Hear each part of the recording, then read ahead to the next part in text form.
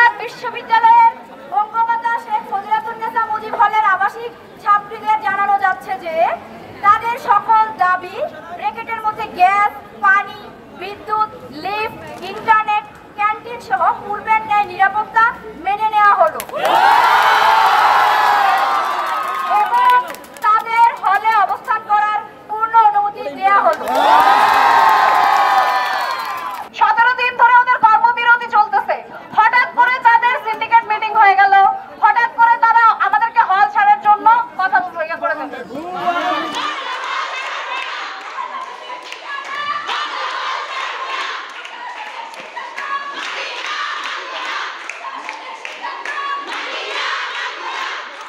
আমরা লিখিত নোটিশ চাই, আমরা আমাদের জীবনের নিরাপত্তা চাই, আমরা এই